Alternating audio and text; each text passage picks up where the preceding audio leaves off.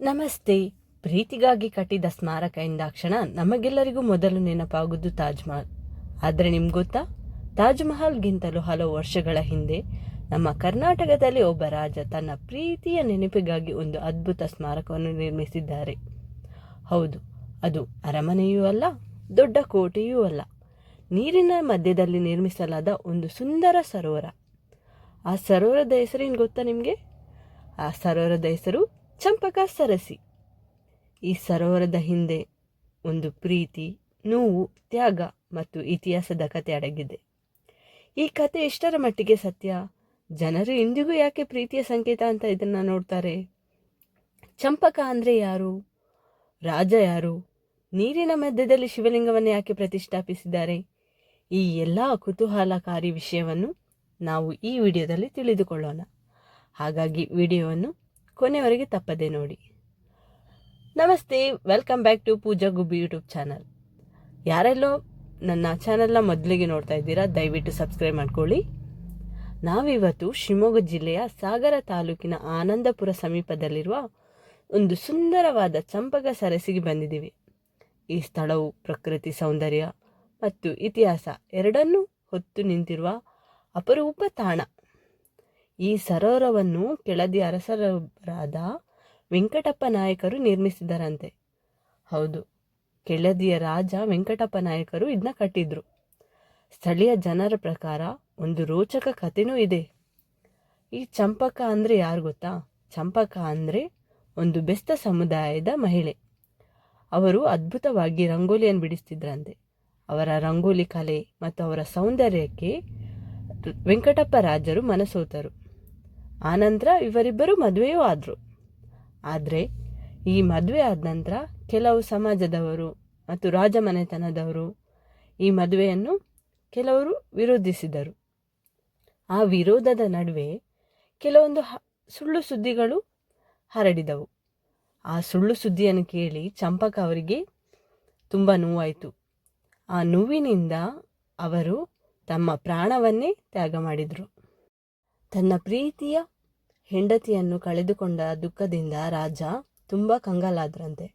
ಅವರ ನೆನಪು ಶಾಶ್ವತವಾಗಿರಲಿ ಅಂತ ಅವರು ಚಂಪಕ ಸರಸಿಯನ್ನು ನಿರ್ಮಿಸಿದರಂತ ಕತೆ ಹೇಳ್ತದೆ.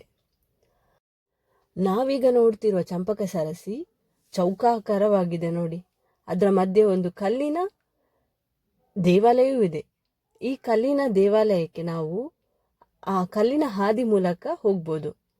ಅದು ಎಷ್ಟು ಗಟ್ಟಿಯಾಗಿದೆ ನೋಡಿ. ಈಗಲೂ ಕಲ್ಲಿನ ಮೇಲೆ ಕಲ್ಲನ್ನು ಇಟ್ಟು ನಿರ್ಮಿಸಿದ್ದಾರೆ. ಈ ದೇವಾಲಯದ ಹಿಂದಿರುವ ಇನ್ನೊಂದು ಕುತೂಹಲ ರೋಚಕ ಕಥೆ ಏನು ಗೊತ್ತಾ? ನಾವು ನೋಡ್ತಿರುವ ದೇವಾಲಯದ ಮೂರ್ತಿ ಹಿಂದೆ ರಾಜಮನೆತನದಲ್ಲಿ ಪೂಜಿಸ್ತಿದ್ರಂತೆ. ಆ ಮೂರ್ತಿಯನ್ನೇ ಇಲ್ಲಿ ಪ್ರತಿಷ್ಠಾಪಿಸಿದ್ದಾರೆ ಅಂತ ಹೇಳ್ತಾರೆ.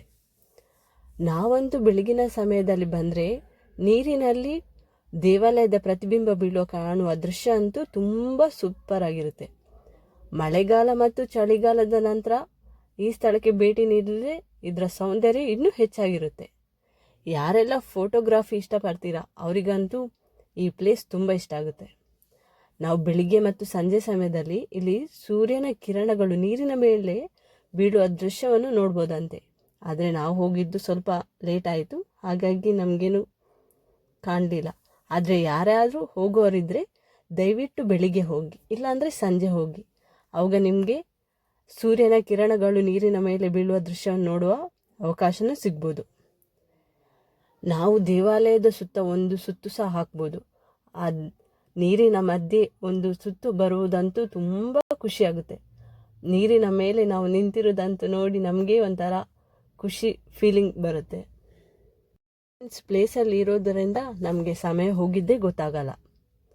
ಚಂಪಕ ಸರಸಿ ಶಿವಮೊಗ್ಗದಿಂದ ಸುಮಾರು 50 ಕಿಲೋಮೀಟರ್ ಹಾಗೂ ಸಾಗರದಿಂದ ಕೇವಲ 24 ಕಿಲೋಮೀಟರ್ ದೂರದಲ್ಲಿರುವ ಆನಂದಪುರ ಸಮೀಪದಲ್ಲಿದೆ. ನೀವು ಈ ಪ್ಲೇಸಿಗೆ ಗೂಗಲ್ ಮ್ಯಾಪ್ ಹಾಕಿ ಹೋಗ್ಬೋದು. ಹಾಗೆ ಇಲ್ಲಿಗೆ ಬಸ್ಸಿನ ವ್ಯವಸ್ಥೆಯೂ ಇದೆ. ನೀವಿಲ್ಲಿಗೆ ಭೇಟಿ ನೀಡುವಾಗ ದಯವಿಟ್ಟು ಸ್ವಚ್ಛತೆಯನ್ನು ಕಾಪಾಡಿ. ಪ್ಲಾಸ್ಟಿಕ್ ಅಥವಾ ಕಸೆಯನ್ನು ಎಸೆಯಬೇಡಿ. ಇಂಥ ಐತಿಹಾಸಿಕ ಮತ್ತು ಪ್ರಕೃತಿಯ ಸೌಂದರ್ಯ ಹೊಂದಿರುವ ಸ್ಥಳವನ್ನು ಉಳಿಸುವುದು ನಮ್ಮೆಲ್ಲರ ಜವಾಬ್ದಾರಿ. ಹೀಗೆ ಸ್ನೇಹಿತರೆ, ಚಂಪಕ ಸರಸಿ ಕೇವಲ ಒಂದು ಪ್ರವಾಸಿ ತಾಣವಲ್ಲ, ಇದು ಪ್ರೀತಿ, ತ್ಯಾಗ ಮತ್ತು ಕೆಳದಿ ಅರಸರ ನೆನಪು ಇಂದಿಗೂ ಜೀವಂತವಾಗಿಟ್ಟಿರೋ ಒಂದು ಅಪರೂಪದ ಸ್ಮಾರಕ.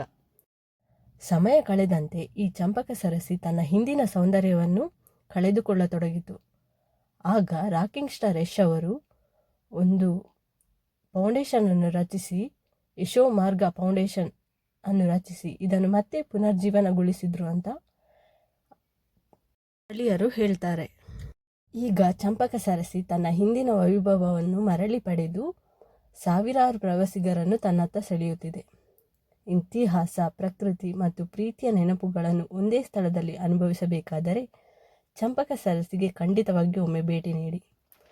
ಈ ವಿಡಿಯೋ ನಿಮಗೆ ಇಷ್ಟವಾದರೆ ಲೈಕ್ ಮಾಡಿ, ನಿಮ್ಮ ಸ್ನೇಹಿತರೊಂದಿಗೆ ಹಂಚಿಕೊಳ್ಳಿ. ಇಂತಹ ಇನ್ನಷ್ಟು ವಿಡಿಯೋಗಾಗಿ ನಮ್ಮ ಚಾನಲನ್ನು ಸಬ್ಸ್ಕ್ರೈಬ್ ಮಾಡಿಕೊಳ್ಳಿ. Thank you.